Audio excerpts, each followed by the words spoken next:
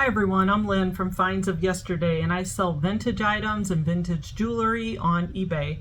And I've been doing this for several years now, and I have returns set up on my account, and I want to share with you whether it's important to have no returns or 30-day returns. And I'm going to give you the story of the issue that I had recently, and hopefully this will help you decide if you want to do returns or not. So in my opinion, setting up no returns on eBay is stupid. And this is my reason why. So I went to an estate sale and I bought this inflatable, and it blows up pretty big, and it has a big bowl in the middle with a tube around it, and people can try to knock you off the bowl in the water, and it can easily get damaged because of the roughness of it. And I decided to put no returns on this item. Mind you, I have returns on all of my items on my store, and I have over 2,000 items. So I'm not worried about returns. But on this one, I was just because of what the item was, I decided to put no returns. Well, within a day, I got a message from a lady who said, "Why do you have no returns on this item?" And I thought, here we go. I just listed it, and I already have somebody questioning it.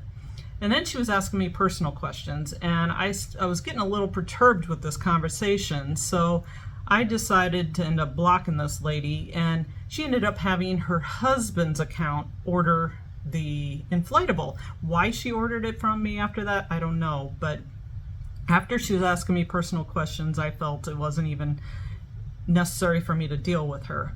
So anyway, so I knew when he ordered it that they were going to return it.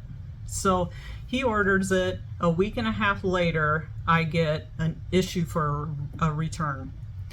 And I sent him a message and I said, we do not accept returns on this item, but I'd be happy to work with you and give you half the amount back. Well, he was totally perturbed with that, and he was not happy, and he said he was going to file a complaint with eBay against me, and he always gets a full refund back when he has a return. So apparently he does this a lot. So I decided to just accept the return and get the item back. So he sends the item back. Thank God it was before July 4th, because I blew it up and it did have a slow leak, and it was probably because he used and abused it. And I patched it, and we used it on 4th of July and had a great time. So that was the positive out of this story. But now the question is, do you set up no returns or 30-day returns? Is it important to have some kind of returns?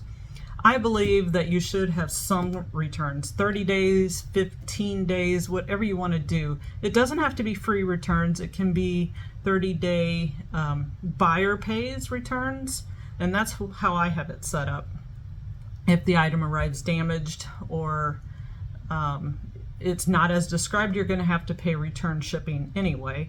So it's up to you which version of the returns you want to set up, but I would highly suggest setting up returns.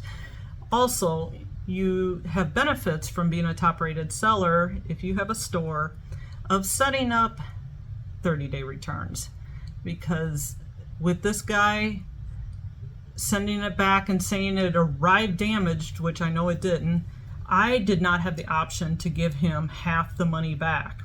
If I had set up 30-day returns on this item, I would have had the option to only give him half back, saying it was used. It wasn't as if I sent it to him. So of course it probably would have had to go into a dispute, and he would have argued that point with eBay, but eBay might have sided with me because I already had 30-day returns set up, and that gave me the benefit.